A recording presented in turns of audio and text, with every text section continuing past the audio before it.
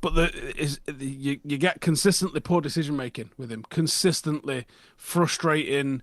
What are you doing? Decision making, not the right ball, the wrong ball, wrong time, wrong option to shoot, wrong option to pass. Just it seems like he almost doesn't understand football outside of a cage.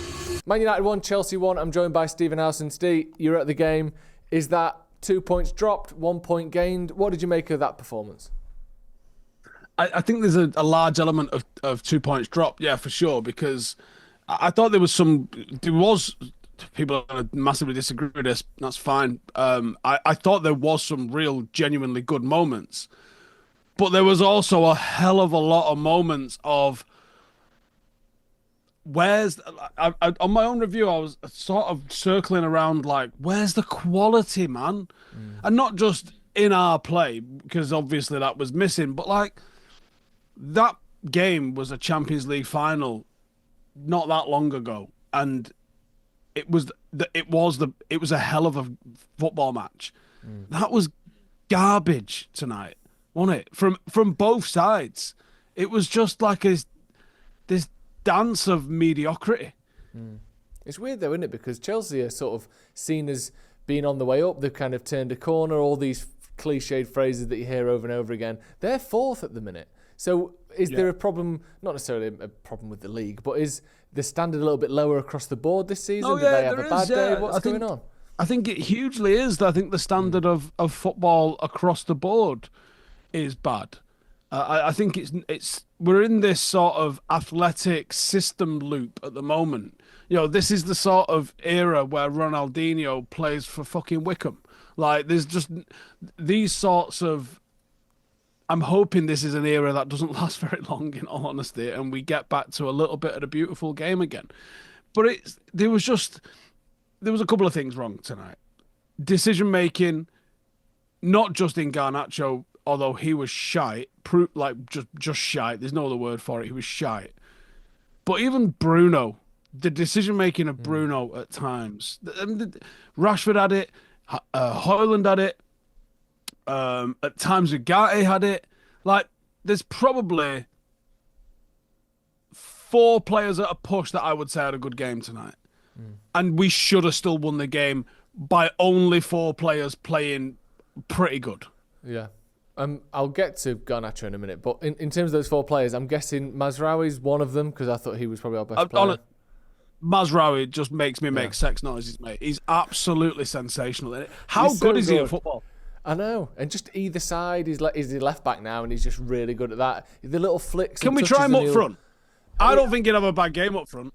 It can't be worse, can it? And that's not particularly diss at Højlund. Just we don't score, so stick him up there. We might. Who else do you think had a good game? Mazraoui was good. Who else? I thought Casemiro. I thought particularly once they took him off the duties of trying to shackle Cole Palmer, which he did a good job of. And they sort of, Ugarte went to deal with him a little bit more. We saw a bit more of Casemiro getting onto the ball, and when he did get onto the ball, he looked good. He was making things happen. And I thought, again, good decisions, good defensive actions, good offensive actions, just a solid good performance. And then I think there was a bit of a drop down from those two who were good performances to like Martinez and De Ligt, who did all right. Probably above average. Pretty good. Didn't really piss me off at any point during the game, unlike the rest of the team, because the rest of the team were a bit shit. Apart from Garnacho, who was dog shit. On Garnacho, what's going on there? Because I'm looking at a player who looks like they've got all the confidence in the world, but at the same time, it looks like they haven't really got the confidence in front of goal, but he won't stop shooting, and he's like some of the decision making. How do you explain that? Is it just a young player thing, or does someone need to grab him and say, look, you can't keep doing this? The inconsistency in him this season, because he was great at weekend. The inconsistency of him is madly frustrating. And I know, go back to one of the things Sir Alex said, the one thing you'll never get from young players is consistency. Okay, maybe. But you get consistently poor decision making with him, consistently frustrating.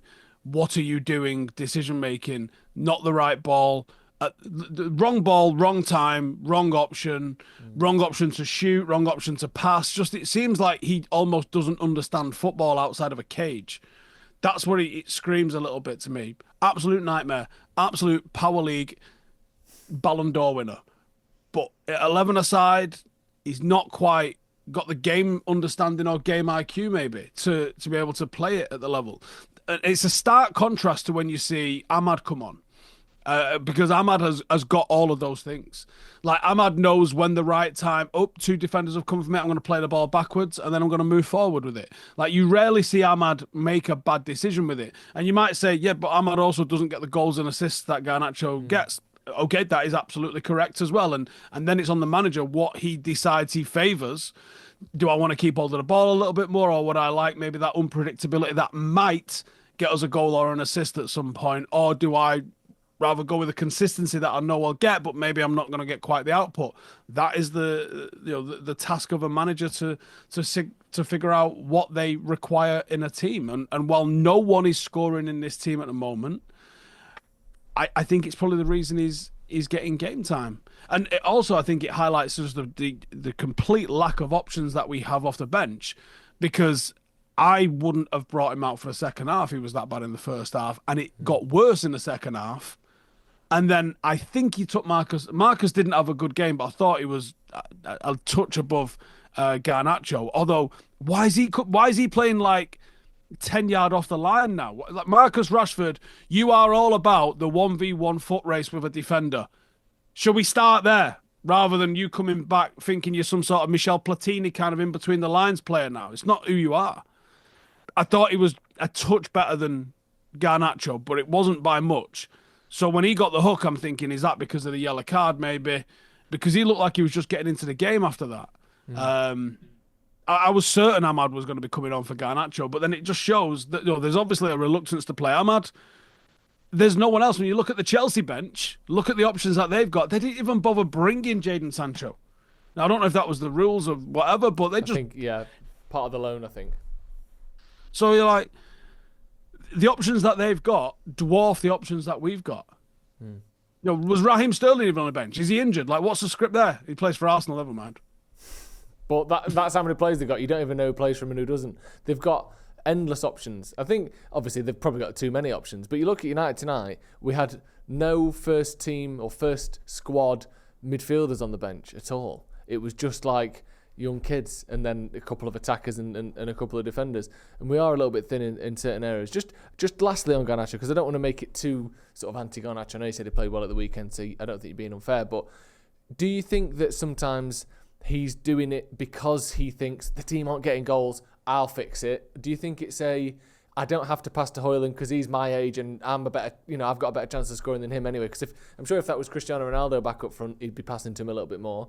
Do you think it's the manager telling him to do that? What do you think is leading to, the poor decision making generally is too wide, but just him shooting as often as he does, not giving the ball to others? What's mad about his shooting is it almost looks as if someone's had a word with him and said, try easier with the shooting, because the absolute match-winning opportunities that he had today, he decided to pass them both to the keeper, which you're like, what the fuck is that all about? It looks like someone's been in his ear for those two shots to go the way. Like, one is a mistake, two is a pattern, isn't it? So you're like, okay, something's gone on there, but I don't know. I think he was so far away from the finished product that 55 games or whatever it was he played last year, I don't even know if that's close to reality, was too much.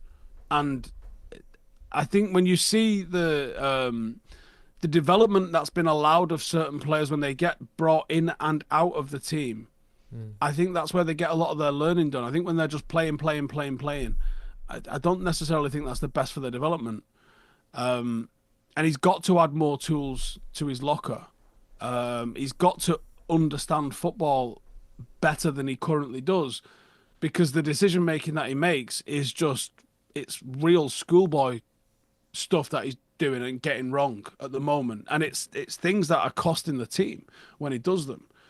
And I think, again, it just kind of shows the just total lack of options that United have got right now, because I'm pretty sure if we had anyone viable, and that doesn't include Anthony because he's not viable, I don't think he'd be playing football for us at the moment. I think he would be out of the team, and I don't think that's a bad thing. But he's probably going to play. It's him, it's Rashford, or it's Ahmad, and 2 out of them 3 are going to play every week. Yep. Until we sign someone or loan someone. I would, if I was betting, I'd be putting money on us getting a loan in. We love a loan at the moment, don't we? So yeah, I would expect United are going to get 1 or 2 in on loan after Christmas. But it might be too late. We are so far off the pace in the league. Could have really done with picking up a win there. And yeah, Chelsea are doing well this season. They should. Like, when you look at that squad, I know I was talking about the quality wasn't there in the actual game itself, but like when you look at the squad, their squad's quality. Like, there's genuine talent right the way through that team that you can't really argue is with us. I mean, look at Mudryk. They've got 100, their version of Anthony. Yeah. And he's probably better than all our wingers, and he's shit.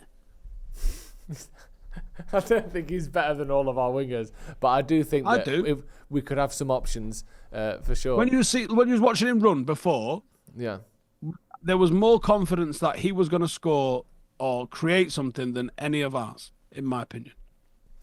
Just to your point about last season, Garnacho played 50 games, so you weren't far off at all. Just looking forward a little bit, you mentioned before about the quality of football, just generally, but in terms of the teams we're up against, and I think Amorim probably in the front of his mind will be thinking, let's go up the league, start pushing those European places. Maybe somewhere in the back of his mind will think, is top 4 possible? Who knows what will happen with Villa? Chelsea weren't that much better. Did the quality of Chelsea tonight give you hope that a push into the European places is possible? Did it sort of, where do you think we'll be looking, or Amorim will be looking as the main target for this season when he gets in? He gets a free hit at this, I think, regardless. Yeah. So I think he'd probably be best to not progress in the cups if that can be a thing, and give himself more time on the training ground for what will be a systematic change. I'm almost certain.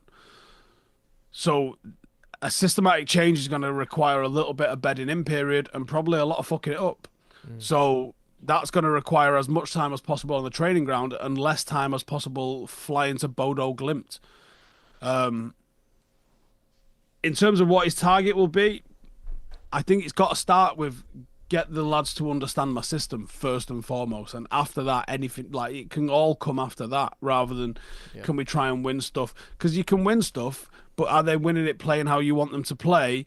Because if they're not, you're building foundations on sand, and it's not going to be sustained success if you do get success, because it's done so on the back of luck and a bit of moments. I also don't think we've got the goals in this team to blag our way to a bit of success. So I would want him to come in and try and get the system sorted out first and foremost. And interestingly, on the system change, under Ten Hag this season, United have pressed in a 4-2-4, and as soon as they break that first line, or if they break the first third of the pitch, United drop into a 4-4-2, and we try and put pressure on the centre halves, and we kind of press in all areas with the forward line. Tonight, United played a 4-1-4-1 without the ball. We allowed Casemiro, certainly in the first half, to go and track Cole Palmer and try and deal with him. Bruno was right alongside Ugarte rather than being alongside Højlund, and we let the centre halves have it. And we seemed to set pressing triggers for when the ball went into the wide space. And we won the ball back, especially in the first half, not so much in the second, but we won the ball back in their half, in the wide area, almost at will. So I thought that was a real nice tactical tweak that we saw from Ruud that is different. Because I thought the Leicester game, and Delo actually backed it up with his interview the other night. He was like, we basically put the ball in the back of that. It was nothing different. Whereas actually, I can point stuff out to you that go, this is different to what United have done so far this season, and I thought it was largely quite effective. And we looked all right with the ball at times as well. There just wasn't a final ball from us. We were, again, decision making in the final third was fucking garbage from the entire forward line. when you've got Mazraoui and Casemiro look like they're going to be the ones that end up getting you the goals, but there's a bit of a problem there. Play him up front, 4-4-2. Get Mazraoui up front. Get him at left back and right back as well, if possible. Just 11 Mazraouis and we might be all right. Right, Stu, thank you very much for joining us. Thank you at home for watching as well. Get your thoughts in the comments. We'll see you in a bit.